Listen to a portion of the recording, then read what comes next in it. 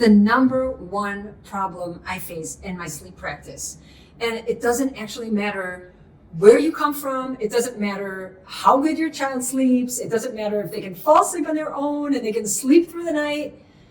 The 5 a.m. wake up is like the dread of the world. And what do? Because you never signed up for the 5 a.m. club. And actually, you never even wanted to be part of it. So how did you end up in there? Our child gets stuck awake and is like ready to party. It's like, hey, Dad, I'm ready. Here we go. Take me out. What does a full night's sleep look like? How many hours is that for your child? And when would you feel comfortable saying good morning in the morning? Because actually that's in your hands. It's up to you to make that full night's sleep possible. And yes, it's possible. I know it feels impossible, but it's actually very possible. In this video, we're going to talk about what are the 3 main reasons why your child is waking up at 5 a.m.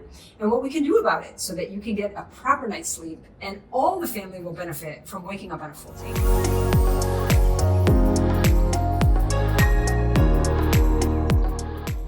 First thing we want to think about is that our children are not just waking up. It's not just a wake up. It's not like, oh, what happened? He woke up.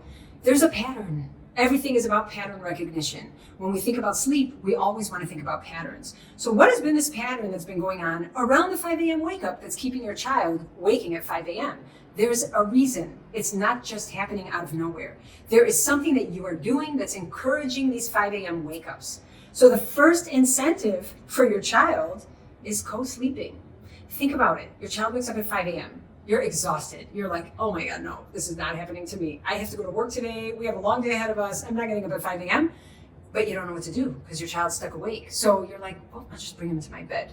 Then I can get a few more minutes of sleep until it's actually time to get up. So you bring your child into your bed very innocently, just thinking you're going to get a few more minutes of sleep, but then you both fall asleep. And then you wake up an hour later and you're like, oh, awesome. Yeah, now I started the day off on a full tank. But what actually happened is you set your child up for waking up at 5 a.m. by incentivizing that wake up. So they woke up and they got something yummy. The yumminess is the sleeping together with you, that warmth, that connection, the togetherness. It's just the best. We all know that's the best. But maybe it wasn't intentional. So your child wakes up at 5 a.m. They're stuck awake. They're crying. You can't even imagine getting up at this hour. So you bring your child into your bed. Maybe the first day it just buys you a few minutes, but second day, third day, fourth day, you both fall asleep. And then before you know it, that becomes an incentive for them to wake up at 5 a.m., knowing that they're going to come into your bed and be able to co-sleep with you until morning. Now, if that works for you, go for it. But if it's bothering you and you feel like you don't want to do this anymore, then I suggest you recognize bringing your child into your bed, co-sleeping with your child in the early morning is an incentive to continue waking. Okay, it's about the pattern. So think about the pattern that you are creating. We don't just do things as a one-off and then it's okay, especially if it's happening day after day after day. So recognize, what is my go-to? How do I navigate these mornings? If every morning when I get up, I'm bringing my child into my bed, it is most likely going to contribute to continued 5 a.m. wake-ups in the morning. The second incentive, notice I'm calling these incentives because they are incentives for your child's body. The second incentive that keeps your child waking is feeding. So your child wakes at 5 a.m. and they start crying. And you're like, what do I do? I'm trying to get them back to sleep. It's not working. I'm trying. It's not working. All right, fine. What can I do? I'm just going to feed them because we're up. So you feed your child. And generally we're talking about little children here. So babies who are feeding still, either breastfeeding or bottle feeding. So 5 a.m. comes along, they're awake, you don't know what to do. You're like, okay, maybe he's hungry. It's 5 a.m. Makes sense. He might be hungry. It's almost morning. He's screaming, so he must be hungry. So then you feed.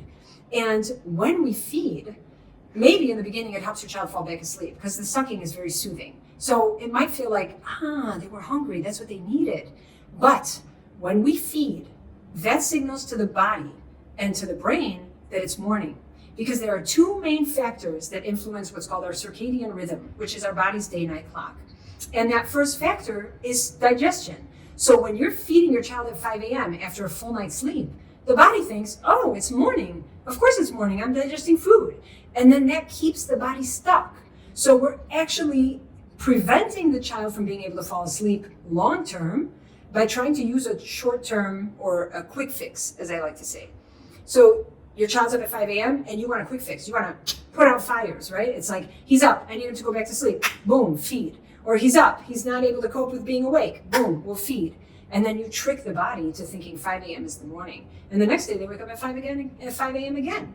And so you keep yourself in this loop of, I don't know what to do, so I'm going to feed, and then feeding calms my child down, so it must be what he needed, but then the body thinks it's 5 a.m., that 5 a.m. is wake up time. And so feeding in the early morning tricks the body to thinking that it's time to wake up in the morning. The third incentive for your child to wake up early at 5 a.m., you guys are going to be like, I can't even believe that this is a thing, but it actually is a thing. Okay, we talked about the circadian rhythm, which is our body's day-night clock.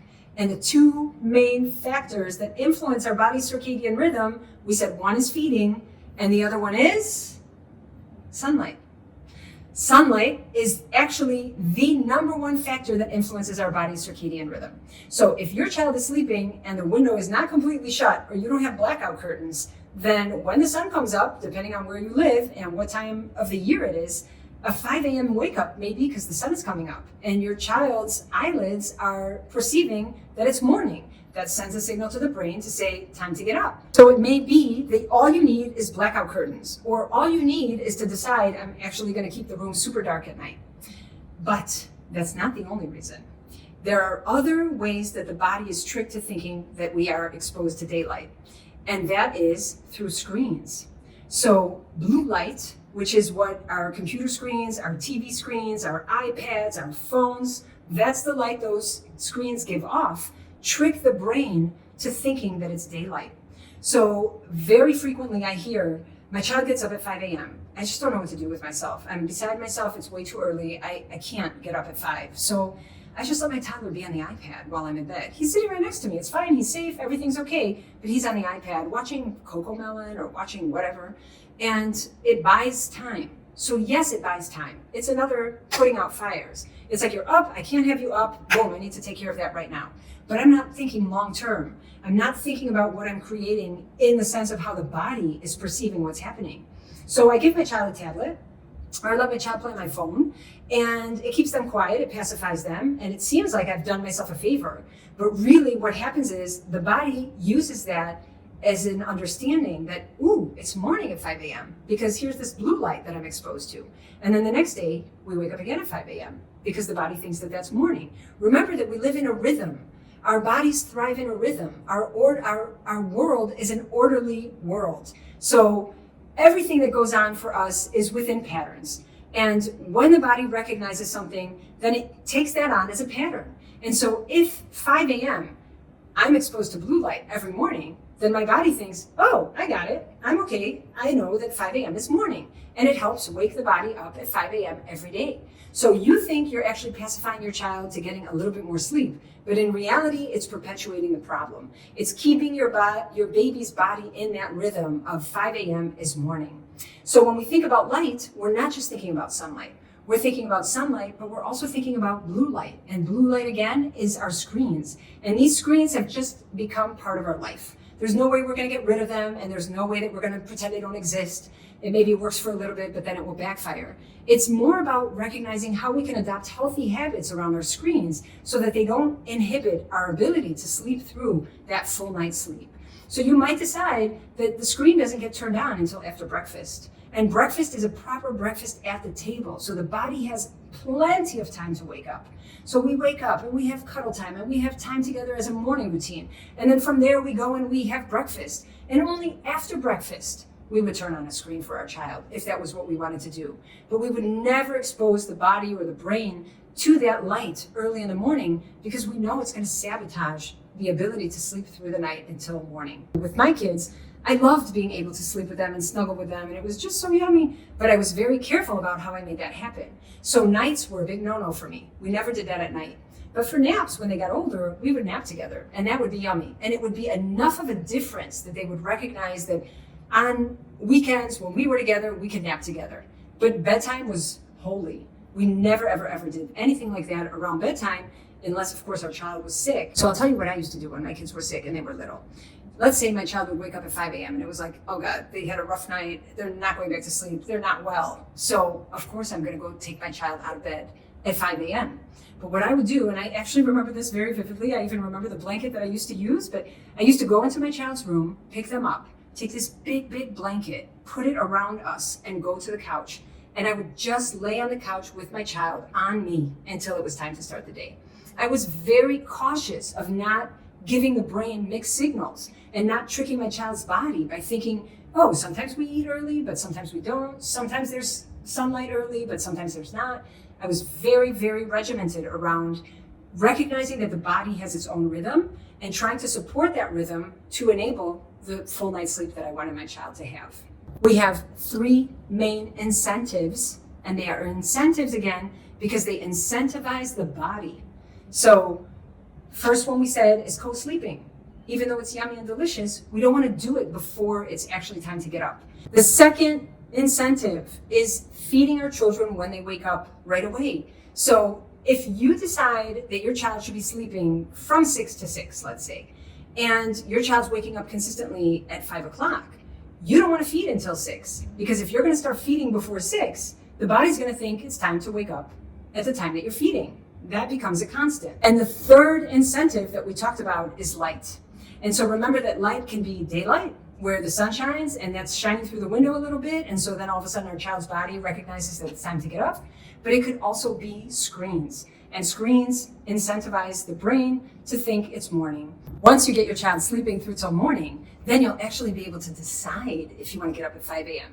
And if you do, you can join me, because I'm part of the 5 a.m. club. It's just that I choose to be part of the 5 a.m. club, and it's not that my kids are waking me up. I do all kinds of wonderful things for myself before I start the day. So let's move from being stuck waking at 5 a.m. to maybe choosing to wake up at 5 a.m. And if you choose that you don't, that's okay too. I'm super curious to hear which one of these is the one that all of a sudden is like, oh my God, that's it. That's what we're going to work on. And in case you feel like, this can't be it. I don't find myself in any of these 3. You can always talk to me and we can work it out together and we can figure out how to help you navigate to full night's sleep. So I invite you to subscribe. I also just want to share that 70% of those of you who are watching these videos have not yet subscribed. So please support my channel and subscribe. It will help me help other families, reach other families, so that everyone can feel like they're in the driver's seat of their family's sleep. And I hope to see you in the next video.